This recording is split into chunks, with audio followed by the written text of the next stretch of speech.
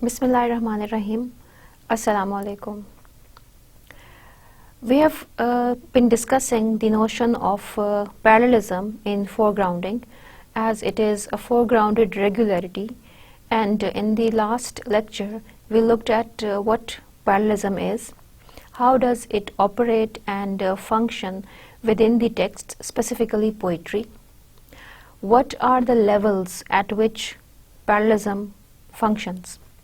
For example, a writer may create parallel structure with the help of the similarity in grammar and verb form. A writer may create balance and equivalence with the help of the use of equivalent structures or syntactical patterning. A writer may also use correspondence between the sounds of the words or the phonological patterning of the words. Even the rhythmic and syllabic pattern is where the parallelism operates. We also observe that why a writer would choose to stick to the regularity of pattern in order to write or in order to present the ideas. We observe that parallelism functions not just for the sake of creating similarity, order, balance and equivalence, which will ease memorability or make the sound or the utterance appear symmetrical, harmonious and easy to be memorized by the listener or the reader. Apart from memorability and its harmony that sounds pleasant to the ear and is even leaving lasting impressions on the mind of the reader, and he doesn't have to make much effort to memorize it or to remember it. Apart from this quality, that is of memorability, parallelism also exists at the level of contrast, at the level of creating the differences in the meaning through the use of either irony, pun, or contradiction, paradox, or antithesis. We observe a few examples in order to see how parallelism, which apparently is similarity, may at the deeper level also contain difference or contradiction. So parallelism as a foregrounded regularity is one of the most striking features of literature, especially poetry. When we say that foregrounding is a major theory in literature, and this theory of foregrounding cannot be implemented or functional if we do not understand the notion of deviation or rule breaking, or the notion of parallelism, that is rule making. Foregrounding is a means of strengthening literature. So parallelism is one of the modes that is used in the operations of foregrounding to strengthen literature. And foregrounding is achieved by two ways: deviation and rule breaking, and parallelism or rule making. When we say that deviation is turning aside from a said norm or a prevalent norm or grammatical rule, we see that parallelism is repetition of the same rule or sticking to the same rule as sound, structure, word or idea. So these are the levels at which parallelism operates: the level of sound in terms of phonology, the level of structure in terms of syntactical patterning and equivalence, the level of word in terms of verbal repetitions, the level of idea, that is either repetition or contrast, pun, contradiction, irony. So parallelism is not as simple as a mere verbal repetition or the similarity of sounds. It is functional at various levels, such as level of sound, the level of structure, the level of word or idea. The level of sound is the phonological patterning, the resemblance of sounds like furrow, followed, free. The level of structure is the composition or the syntax that is in balance. For example, wealth accumulates, men decay. I kissed thee, I killed thee. Now these were the references for similarity and equivalence in structure. Repetition of words. For example, we see that there is repetition that when I am dead, I hope it may be said, his sins were scarlet, his books were red. Now, the word red, which has got similarity with the word red, red, that is color red, and read, red, that is the act of reading. And then verbal repetition, that she felt no pain, felt she. Here we see simple repetition of word. She felt no pain, and then repetition in a reverse order, no pain, she felt. Then there can be deviation in the form of, you can say, following the rule too rigidly. That would turn into parallelism of an idea, and it would be a pun upon a word, like accumulate and decay, like kissed and killed. Now the idea is different, but the phonological resemblance is there between kissed and killed, either in the form of the sound and either in the form of the ending, that is ed, or the past tense, that is the suffix. So this is how complicated, detailed the use of parallelism can become, because it ranges from the similarity of sound to the similarity of an idea, encompassing within it similarity of words and structures too.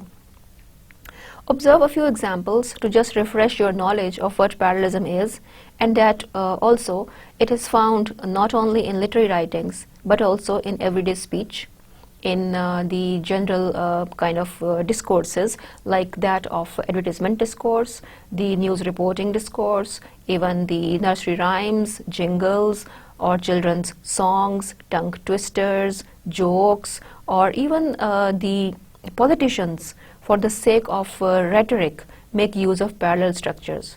For example, you have read their famous lines that democracy is the government of the people, for the people, by the people. Now these lines reveal the parallelism, that is syntactical parallelism, that is structural parallelism, and that is the verbal parallelism too. Government of the people, for the people, by the people. That is rhythmic, balanced, but occurs in prose, in speech, rather than a poem. So there is no exception that parallelism would only occur or would only be useful in poetry.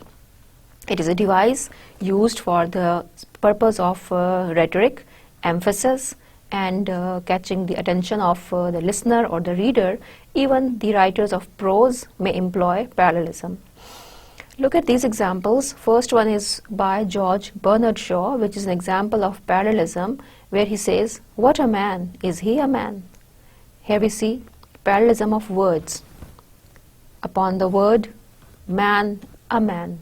What as a question, and then again is he. Again is in the form of question. And then repetition of the word man, also resemblance in meaning, resemblance in phonology, resemblance in sound, resemblance in syntax, resemblance in structure. Then observe the second line, that is by Wordsworth, that is 10,000 saw I at a glance. Now this is the example, if you can identify, of deviation, because the writer is breaking the syntactical patterning or order. There is disorder in the syntax. The irregular syntax, 10,000 saw I at a glance. It should have been I saw 10,000 at a glance. The writer is not making use of the usual correct syntactical order or sentence structure, the way we observed in that example, "Something there is that doesn't love a wall" by Robert Frost. Instead of saying, "There is something that doesn't love a wall," he said, "Something there is." So bringing something to the beginning and making it the foregrounded irregularity. Here, 10,000 saw I at a glance. So I saw 10,000 at a glance would have made I more prominent, whereas he wants us to focus our attention on the daffodils that are larger and greater in number, and hence their abundance is more important than the persona himself. So 10,000 is what is put in the beginning of the statement. Hence the syntactical structure shows how the writers make use of deviation to make some part of the text or idea of a text become more prominent. Another example that we observed in the last lecture too, I kissed thee or I killed thee, that is by Shakespeare, that is example of parallelism. Now observe, I'm putting these examples side by side just to make you observe and analyze the difference between deviation and parallelism. That how deviation is a rule breaking and how parallelism is a rule making. How parallelism creates order, balance, rhyme and repetition. How deviation disrupts the existing convention or belief and brings about a gap or a hurdle in perception and understanding. And both the devices, deviation and parallelism, lead to a single same effect. That is, they make a text or a part of a text a foregrounded figure, a foregrounded feature. So, foregrounding can be brought to focus either through parallelism or deviation, and foregrounding is to bring something into the light and to make a work of art seem eye-catching, attractive, forceful, presentable, and in short, you see that how parallelism and deviation present that without these features or without foregrounding, it won't be possible for literature to be as distinct, unique, and presentable as it is. So we see that foregrounding, which makes use of parallelism as rule making and deviation as rule breaking, is the backbone of literature and poetry as well. Look at parallelism as a foregrounded regularity or foregrounded feature, as John Minkowski, who is a proponent of formalism and who has led to the development of stylistics and its theory in the modern age and in the 20th and 21st century, he posited that literature is what exists in the process of making things appear strange. So it is the strangeness of ideas and their representation that creates literature, that invents literature, and that reinvigorates literature. So literary writing has to be different from ordinary writing. It has to be artfully constructed. Hence, when literary writing is to be artfully constructed and it has to be superior than the language of ordinary use, then the poetic language is the most significant example of such artful construction, which will make regular things appear strange. So if strangeness and unusualness is a distinctive part of poetry and literary writing, then it is possible only through parallelism and deviation. So it is literature that exists in the process of making things appear strange, whereby the world or a perspective is presented in a manner that it separates it from the way we already perceive the world. I mentioned this idea earlier as well, that look at this analogy, for example, that when you encounter a deviation or some idea that is parallelism and is a foregrounded feature, what you experience? Look at the analogy from this perspective, that you are in a strange place, maybe a house that you have been a guest at. You're passing through a corridor, and while passing through a corridor, you see somebody there in front of you. You are startled, you are baffled, you are amazed that who is it? Because you did not expect that there is anybody else except you in that house. But you realize that it's nobody but your own reflection in a mirror where you thought the mirror is not. Since you do not know that there exists a mirror in the corridor where you are passing through, and you just glimpse somebody looking at you or being there along with you, and initially feel that it is somebody else. But you realize after a minute that it's nobody else but you, and you have a strange feeling of joy, wonder as well, which initially was the feeling of maybe a bit of shock or a fear or amazement too. Now on realizing that there is nobody to be scared of, there is no stranger but you yourself reflected in the mirror, is the very process, is the very feeling that the reader goes through when he encounters foregrounding. We feel that we are coming across something that we haven't ever seen in this world, we haven't yet experienced in the world. But after a while, analyzing that thing, observing that thing, we see that, oh, this is the same. This is what we have experienced. This is what we do believe in. But how strange a way of presenting it, how different a way of presenting it that we didn't know before. So the mirror image of yourself, which appeared to be a stranger to you, is the same feeling that a reader would encounter when he would see a writer making use of a deviation or parallelism, that how is it possible that something can be rendered in this strange a way? That is unbelievable. But after a while, when you get familiar with it, you become aware of its presence, its location, and its importance. You realize that how meaningful and how pertinent that use or deviation or parallelism or foregrounded feature is. So this is what Makarowski means by telling us that literature exists in the process of making things strange. The ideas are the same, the themes are the same, but the way they are presented, either through parallelism or deviation, is a new way, is a strange way. That is why literature is reinvigorated. The reader's interest is, aroused. He feels tempted to read, observe, and undergo an exercise of the mind in exploring the meanings of those messages.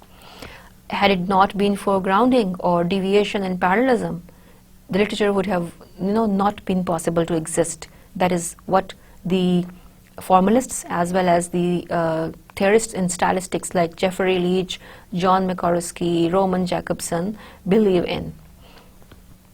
So, whereby the world or perspective is presented in a manner that separates it from real life or the ordinary life experiences through literary devices, and these literary devices are used to create parallelism as well.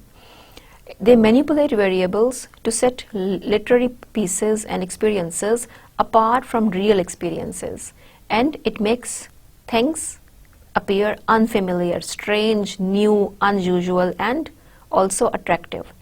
So this stands in a stark contrast to the classical theory of literature and criticism that states that literature reflects real life experiences of the world and how it operates. Now, the older notion had been that literature exists in such a form that is the representation or imitation of the real life. But the modern view is that literature presents life, reality, experiences, feelings, emotions, ideas in such a way that it is strange, unusual, even exotic or attractive, rather than being merely the copy of the reality or the imitation of the reality and real world. Parallelism is one of the modes or ways through which writers foreground something or bring something to prominence in the text. As we know that the purpose of foregrounding is to sharpen the reader's vision, to challenge the reader's existing knowledge and perceptions, to take them out of the mode of complacency or the passivity. Every writer invents ways to challenge the reader with some idea that is a food for thought and would take deliberate effort on part of the reader in reaching to the meaning of it. Hence, the process of appreciation of the work of art will be prolonged and enhanced. So the reader's vision and existing understanding of the circumstances, events, feelings, ideas is challenged. And the author wants to point out to the hope that giving the readers new clarity, it would be epiphany or revelation, motivation to read more, and also an aesthetic pleasure in itself. If you do not really wish to experience something through text, at least a reader experiencing the feeling of aesthetic elevation, a feeling of joy and happiness, just the way it is a mode of entertainment for him. The favored techniques of creating the foregrounding are patterning, ordering, simplicity, repetition, and apart from that there can be ambiguity in the form of contrasts and puns. There may be use of metaphors, there may be use of a tone or a point of view or a mood that is created through the either criticism, harsh language, or maybe a wistful language. Then there is parallelism, repetition and diction and rhyme too. So all these levels, either of deviation or parallelism, make up what we refer to as foregrounding. There are also structural elements that may also be foregrounded, and these structural elements may operate from the level of sound, syntax, grammar, tense form, and structure of a line or a poem, and these may change into the form of character development, plot development, and even narration in the other works apart from poetry, like novel and fiction. Any of these devices which create parallelism in poetry or even in the works of art as fiction and novel or drama, they can be used to achieve the effect of defamiliarization. And defamiliarizing a literary work through any linguistic dislocation, that is, atypical use of language. Now, we call it, as in the Mikarovsky's words, linguistic dislocation. Why is dislocation? Because the writer is not sticking to a rule that ordinary language follows. Even you observe that there is a deviation in parallelism too, because in ordinary language you do not follow structure so religiously and so regularly the way it is followed in songs and poems or in lyrics. So that is how it becomes linguistic dislocation or an atypical use of language, so that the reader is stuck by the author's points, notions, aims and reasons which submerge in a strange perspective life and the world. Now, our notion about an idea or a thing is challenged, reviewed, refreshed and changed when we match that idea with the poet or the writer's expression or description. We as a reader feel that the writer's perspective of presenting a thing is different, unusual, and challenges us or refreshes our thoughts, or gives us this idea that there can be another perspective too that is available of looking at things in general. And this can be done in a more harmonious way, in a more simpler way, with the use of parallelism. Now observe a few examples to understand the notion of parallelism, that how does it operate at structural level in the following statements. I've taken these examples from the ordinary discourse or the ordinary language, not from literature, just to make you acquainted with how it is also possible to create rhythm, rhyme, harmony, balance, equivalence, similarity in our ordinary day-to-day speech. Now this notion, that is, no news is good news, makes use of a very trivial, simple structure, that is parallel structure. The repetition of the word news, and then the equivalence between no news and good news. The word no matches with good, where it also contrasts with good. Then news is the word that is the same in both the parts of this segment, and is what joins them together, as it's, they're in the middle. Then the perplexing notion of the very statement, no news is good news. We expect news as something that can be either good or bad both, not just a good tiding, but something that is a tragedy or a sad one as well. And then second notion is that is parallel also, finders, keepers, losers, weepers. Now the segment finders, keepers matches with the second segment losers, weeper. Now there is similarity with the tense form, that is the indefinite tense, losers, keepers, finders, weepers. The words are the same, but there is contrast between finders and keepers, or finders and losers. So at the level of the meaning, you see that those who are finders or keepers are contrasted with the word loser. That shows the opposite. The one who has found something or who keeps something is contrasted with one who loses something, and then the result is that he would be the one who would be sad or in mourning or would be suffering the loss. Observe this example, that is out of sight, out of mind, that we observed earlier also, that how at the phonological level or how at the level of the word and appearance, the patterning seems similar. Out of and out of is a repetition. And then sight and mind are the same things which reveal the notion about the ability of a human being. Human being's sight and human being's mind. Sight is the vision of the eye, and mind is the thought, reflection and logic. And how they contrast as well, that sight is what is apparent, mind is what is hidden. Then the next example, 2 is company, 3 is a crowd. Here you notice the same parallel structure, that 2 and 3 are the numbers, then is a helping verb, then company and crowd. Now company and crowd are same as far as their semantic field is concerned, meaning is concerned, or their notion of the sort of denotative meaning is concerned.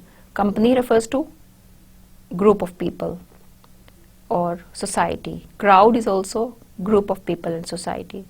But company, as you look at the connotative meaning, apart from dictionary meaning, because dictionary meaning contrasts with the connotative meaning. The denotational meaning is the same. Company is a group of people, just like a crowd. But company is not a crowd, and crowd is not a company. Why is it so? Why a contrast? Because the connotational meaning is different. The referential meaning is different. Company is closer. It shows intimacy. It shows familiarity. It shows friendship. Whereas crowd shows strangeness, distance. It's people, not friends.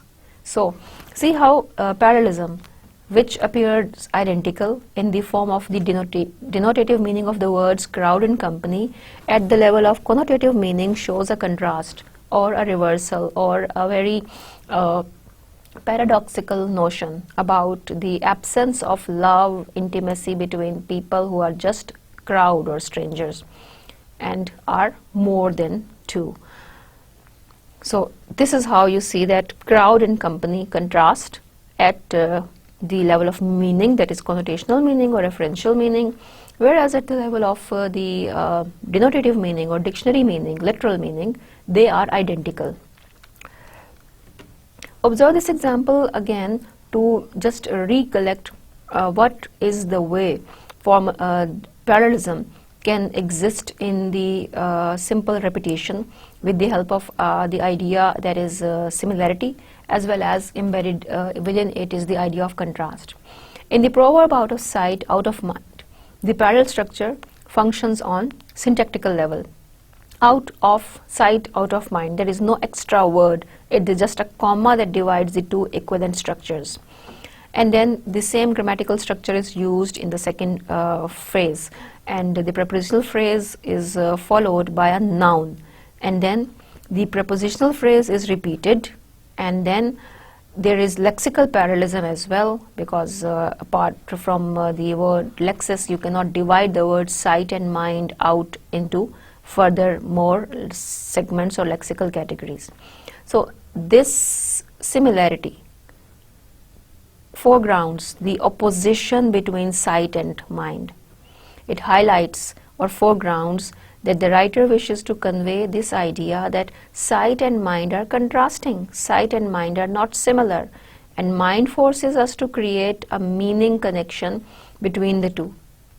And then we interpret it as similar, that seeing is believing and thinking is something that is not really observable.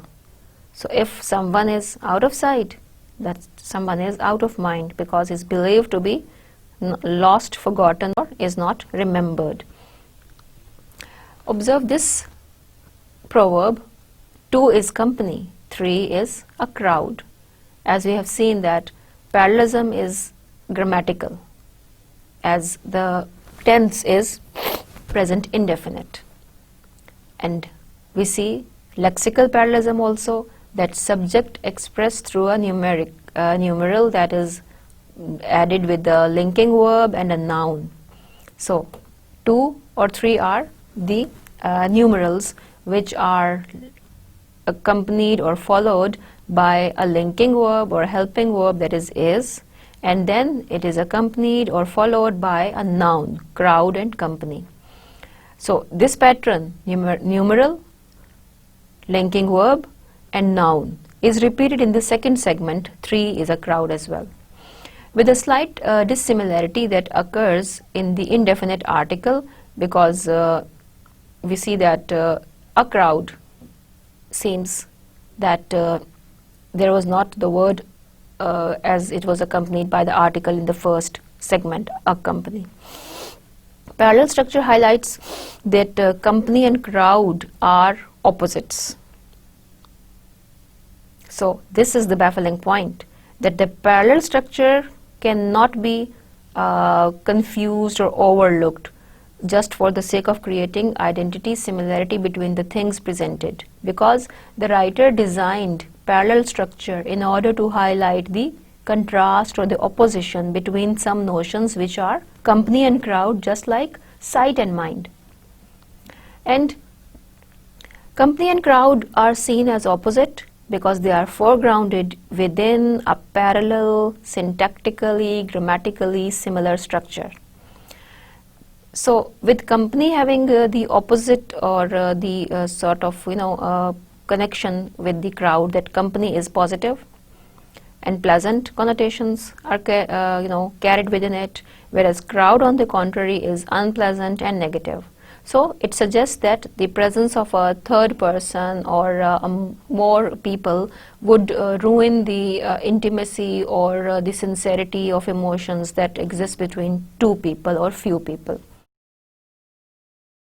So this was the epigram that wanted to present wisdom, and in order to present wisdom, the writer chose to foreground something that is contrast, and he chose to foreground the contrasting idea by creating regularity and similarity of syntactical and grammatical patterning, and hence it becomes memorable, because epigrams, proverbs, if they do not make use of repetition and order and balancing, the wisdom contained within would be lost, because epigrams are meant to be remembered and spread and transferred through the word of mouth.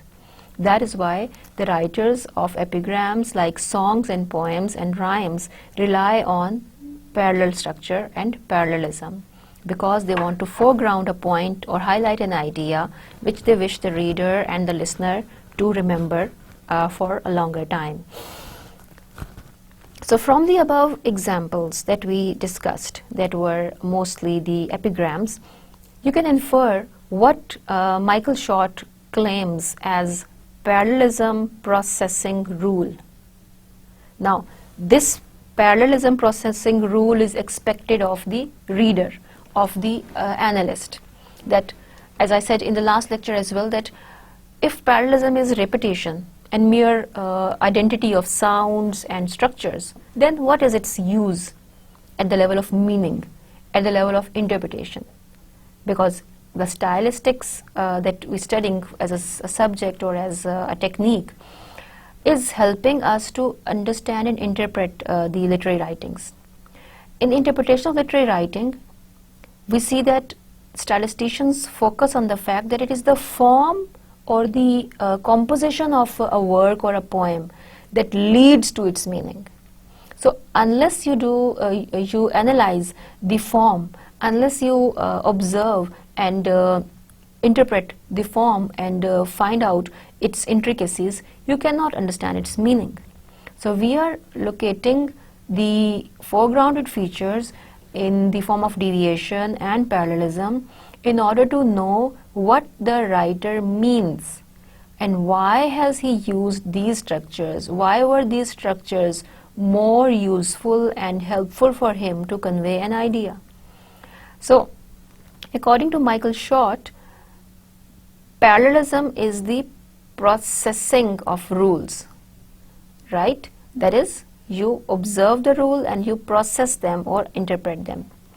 When parallel structures are presented or created, you as a reader or an analyst or a stylistician are supposed to look for either opposite or similar meanings.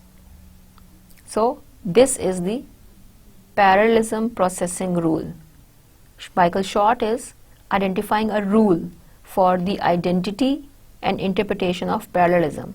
That the first and foremost thing is that you identify a structure as similar, and within that similar structure, the next step is that you lead yourself to identify where does the contrast lie and how the apparently similar patterning had contained within it the opposition or the contradiction. So look for either opposites or similar structures and meaning in the parallel structures and parts of a text, and also keep in mind that this rule applies most of the time but not always. Just the way I said earlier, that there might be just repetition of sounds merely and equivalence of structures merely, and there might not be any contrast or irony or contradiction or antithesis. But there might be instances where there would be identity as well as contrast or contradiction within the text. So it is up to you whether you focus on the text so minutely to observe the contrast as well, or you just find the surface regularity or similarity in the text. So the rule may not apply to all the instances of foregrounding. Sometimes the foregrounded feature might be parallel in structure and sound only and may not contain contrast. Just the way you see that the example furrow followed free states there is simply repetition of sounds, no contrast. Whereas in wealth accumulates and men decay, there is contrast between men and wealth. One is human, acme of creation, the other is an object, a commodity, a thing. Accumulates and decay also has similarity in tense form, then contrast in the form of meaning.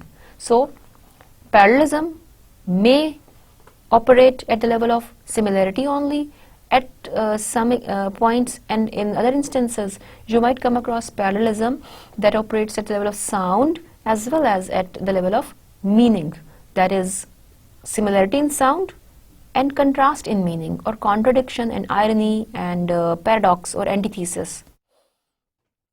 So there is no absolute rule that parallelism would only be mere simple repetition of sounds and words, because parallelism is a device of foregrounding that a writer is making use of not for the sake of creating the structure of the poem. Apart from the formal structure of the poem, parallel structure leads the reader to some more complicated ideas through the use of paradoxes, irony, contrast, and opposition.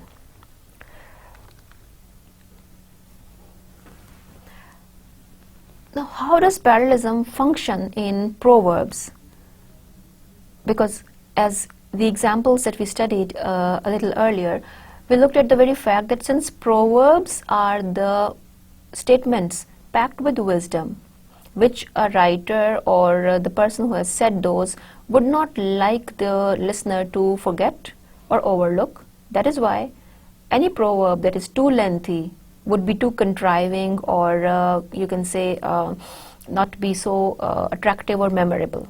So to make a statement concise, crisp, pithy, balanced would lead to the memorability, and then it would present a very wise idea, a very strange idea which the common people cannot come up with, and only a wise man can devise and present.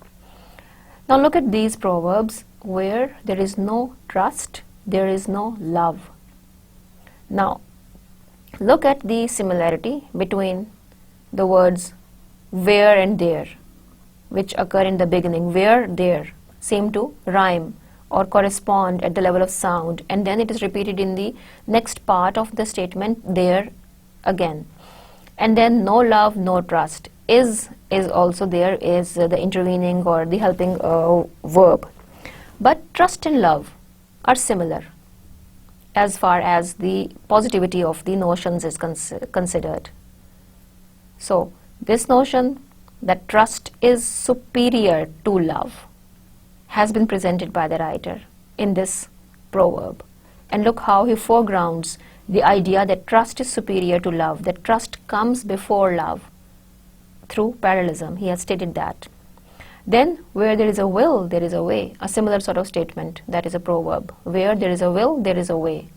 Now, where and there, same as in the previous statement, are repeated twice, as there is there in twice, and then will and way seem to correspond at the level of phonology too.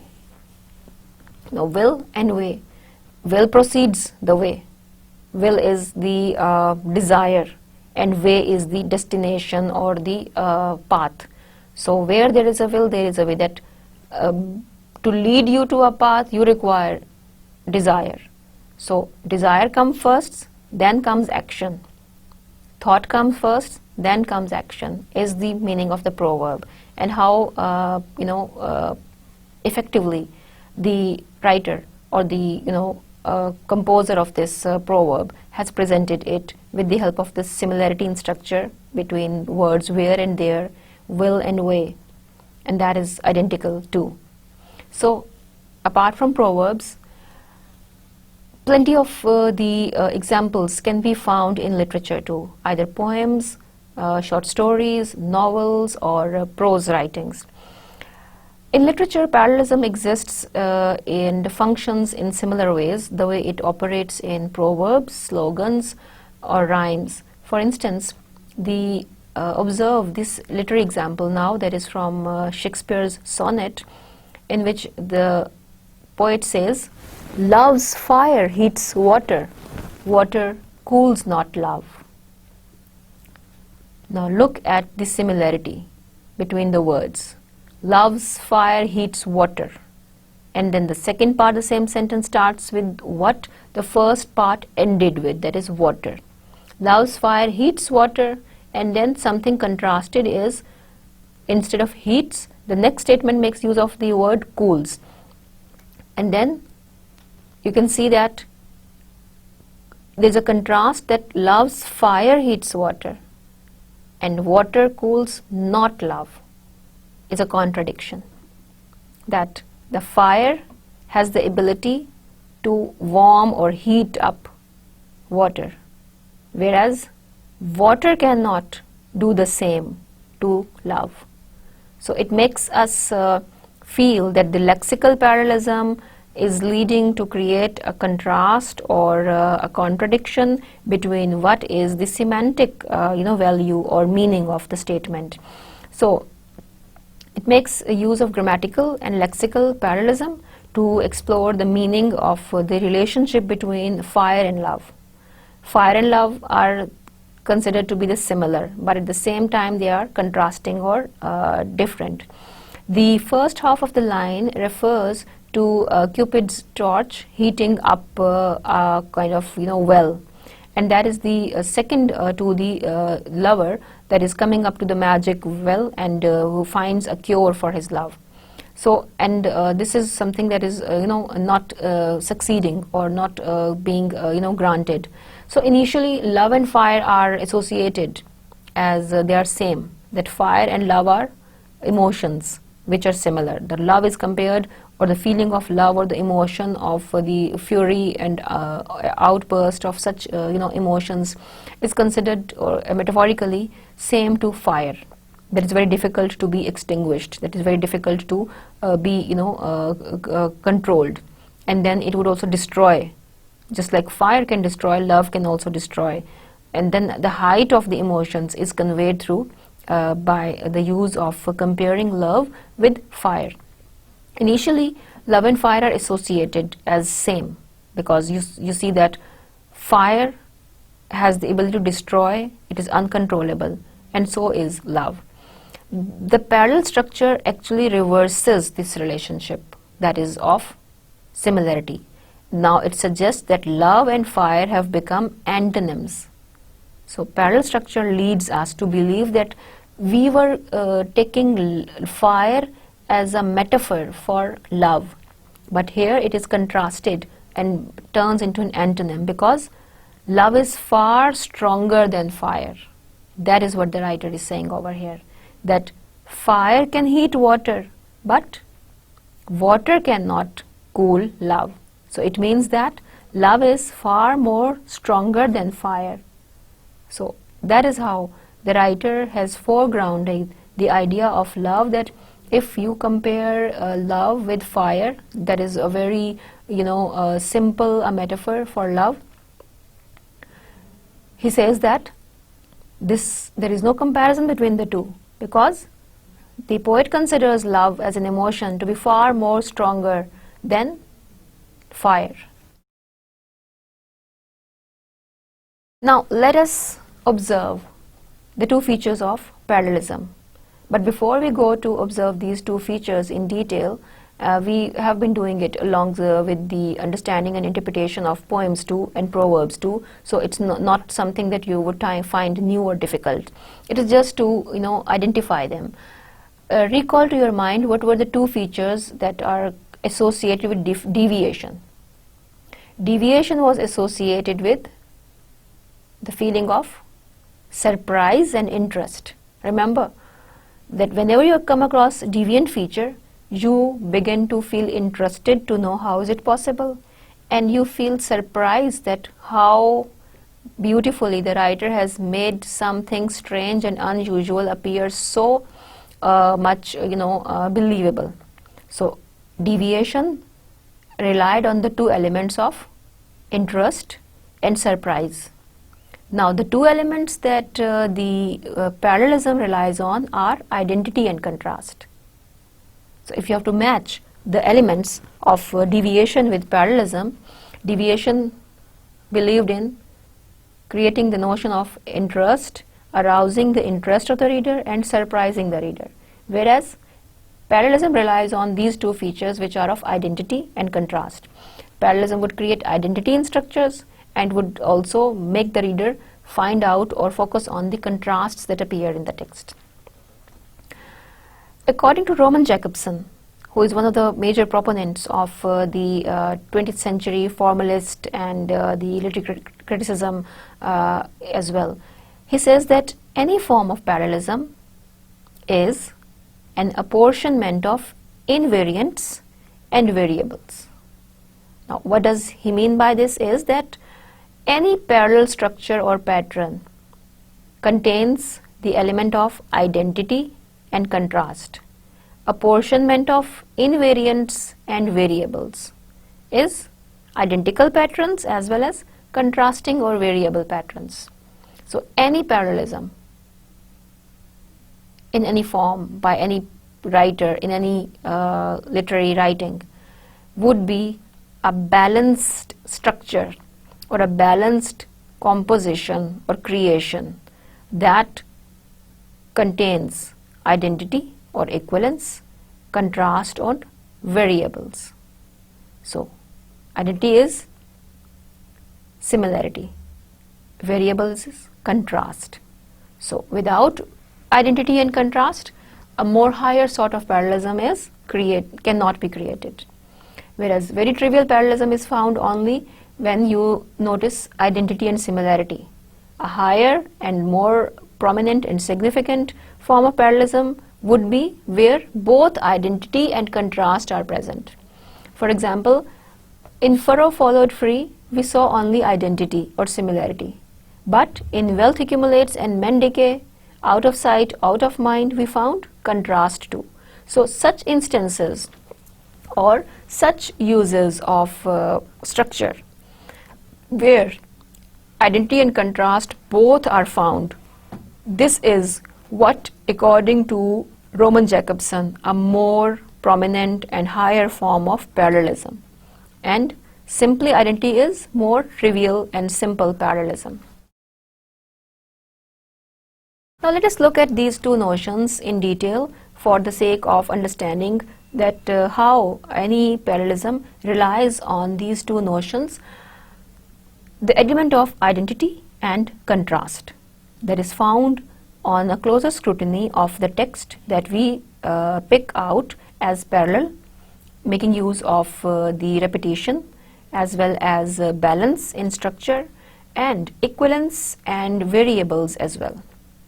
The element of identity requires little comment because you know that with the help of the understanding of a few examples, you have seen that identity is similarity, either repetition of a word, repetition of sound, even balancing structure with the same number of words and phrases, sticking to the same grammatical structure or verb form. So this is identity that is defined simply or has been observed up till now in many examples by us as well. It is clear that any superimposed pattern, superimposed that is deliberate, any deliberate pattern that is foregrounding through parallelism, it sets up a relationship of equivalence between two or more neighboring pieces of a text. And these two or more neighboring pieces of a text that occur in a close proximity within a line or within a poem or within a paragraph, they are similar. At the same time, they may be contrasting. As in the furrow followed free, you see balance of the words as you can see lexical level balance, you can see grammatical balance, you can see tense balance, you can see sound and syllabic balance. And then in the other example that we observed from Goldsmith, where wealth accumulates and men decay, we notice similarity, that is identity, on the notion that is either the use of the same verb form, accumulates and decay, the indefinite tense. Then we also find out that the contrast exists between the notion of equating men with wealth and the verb that tells men decaying and wealth increasing. Now, what is significant in these notions is that this identity or this similarity does not extend to absolute duplication or the exact repetition of words. Now, the theorists like Jacobson and Jeffrey Leach stress over this point that parallelism as a foregrounded device has to contain not just mere repetition or verbal repetition. It has to have the element of contrast, contradiction as well. Now, absolute repetition of a word or a phrase would be a trivial sort of parallelism that is found in the rhyme as well, that is found in the poems as well. Now, the exact repetition of words in a chant, for example, we want elf, we want elf. These chants are repetitive, hence they are not to be seen as foregrounded features of a statement, because this is merely verbal repetition that is too trivial and too simple. Because parallelism requires some variable, some difference or contrast too.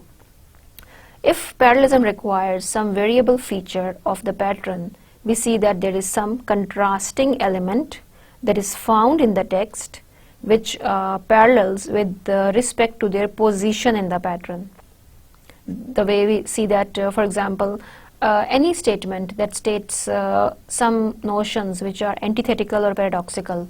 For example, observe this example, that is, man proposes, God disposes. Now this notion, man proposes, God disposes, has two segments which are balanced, which are equivalent. Man proposes, God disposes. They both are segmented, they both are balanced. But look at the contrast. Man contrasted with the notion in the second part, that is God. Man is mortal, God immortal.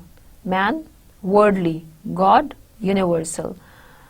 So man proposes, then the verb form, proposes and disposes, both contrast, but at the level of sound they seem the same. Propose, dispose, as the very ending of the lexical item pose is the same. Propose, dispose.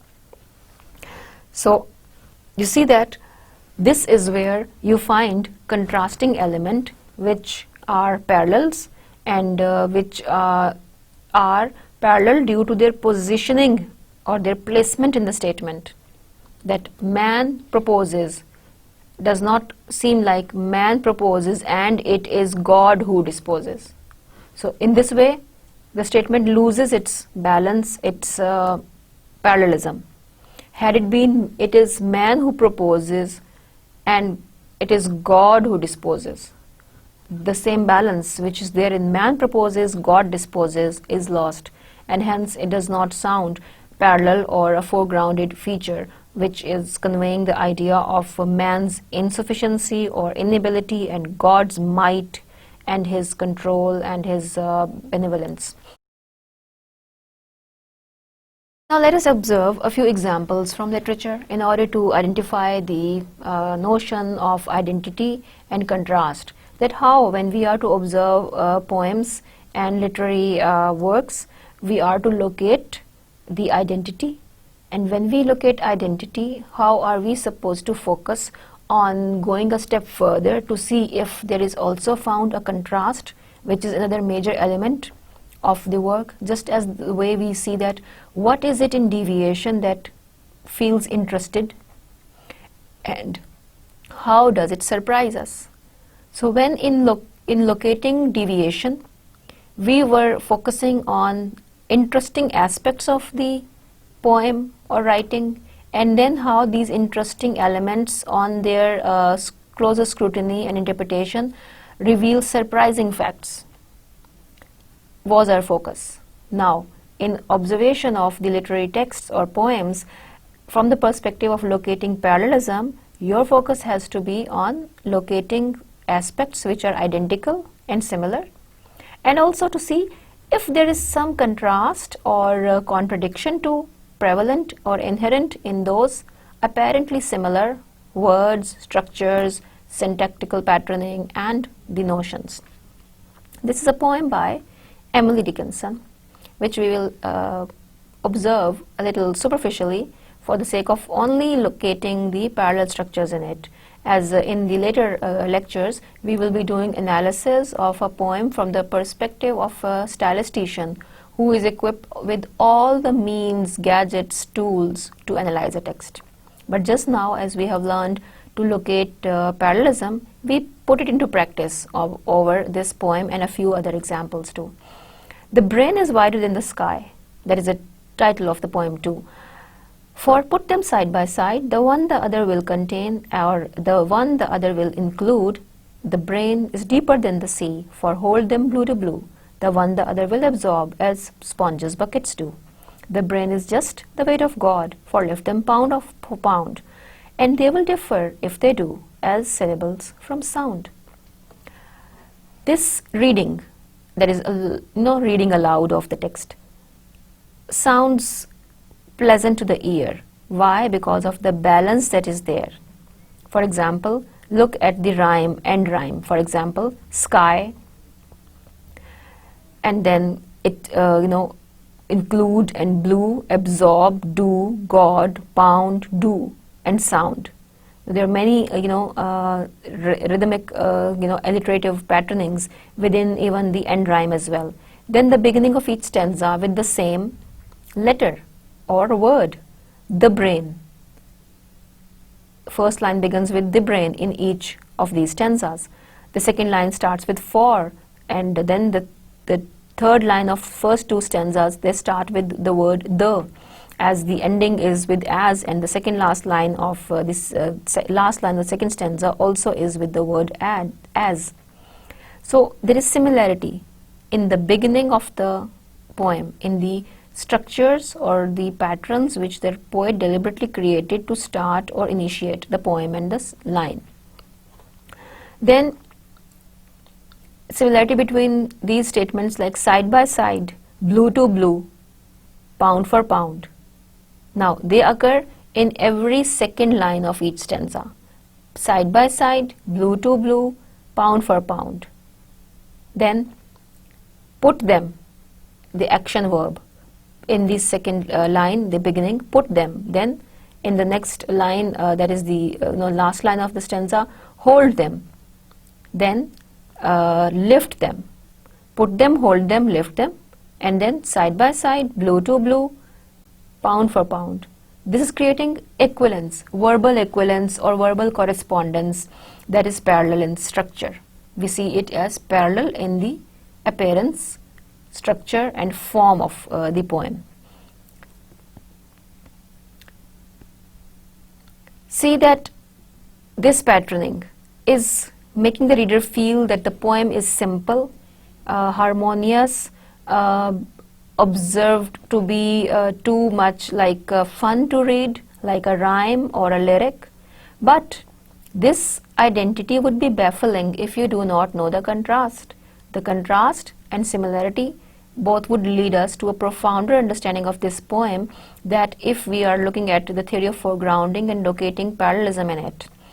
Brain and sky are contrasted and they are initially presented as similar.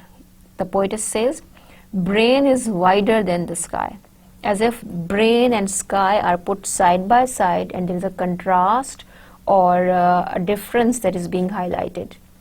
Brain is wider than the sky or horizon, that if you put them side by side, one the other will contain or include. The brain can have whole world in it. So that is how it becomes wider than the sky.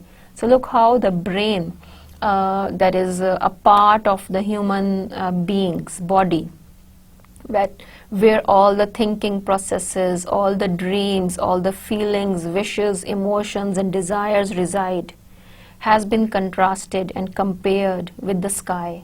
That is not a part of body of a human being, rather it is a cosmic phenomena, a natural phenomena, an abstract thing. So putting them side by side as if both are things. You put two things side by side, but brain, that is not an entity, not a visible thing. That is more like thoughts or emotions or feelings. If they are put side by side, as if sky can be put side by side with maybe a sun or moon, or clouds, but not with a brain.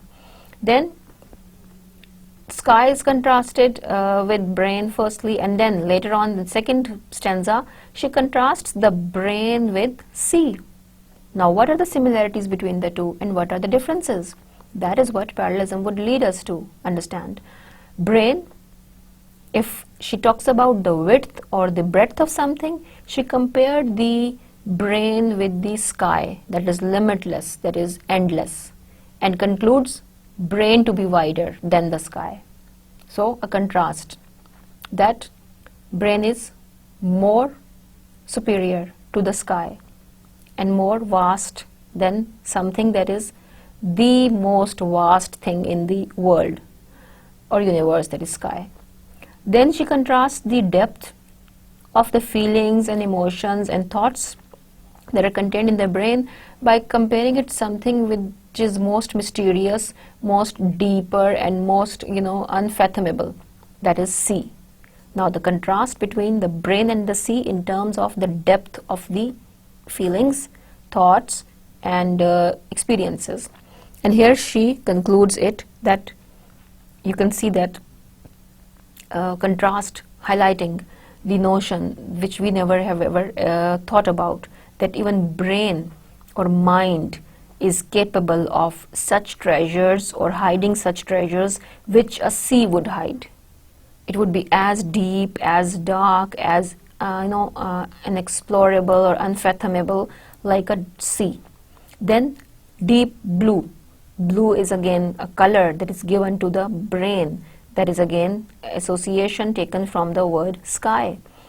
And sponges and buckets are a very trivial reference to something that contains water. Water in a sea is more larger an entity or presence as compared to water in a sponge or in a bucket. So the brain can absorb more than the sea. Just the way a sponge or a bucket can contain water, she says that brain can also contain thoughts, experiences, emotions, regrets, pains, or anything in the form of dreams too. So the one, the other will contain as sponges, buckets do. And then she compares brain with the weight of God. That seems to be a very amazing or strange an idea. Weight of God is something that is not observable or measurable. That is the might of God. That is the power of God. That brain is something that may make a man something more superior than a human. It would be godly, or it would be more you can say heavenly, if the brain has that power to see God, to believe in God, or to find God. Then it would be heavier than that presence. Then they differ, if they do, as syllable from sound. So sound and syllable are the same things. There is similarity between syllable and sound. Now notice the identity or parallelism of identity on the words. Parallelism of words says syllable and sound are the same. And she says that they will differ only like syllable and sound. That brain is as heavenly, brain is as sacred as is the presence or being of God. The body might be corrupted, tarnished, or become decayed, or it would be mortal. But brain is the soul, brain is the mind, brain is the being. So that being comes from God, hence it is not different from God, not separate from God.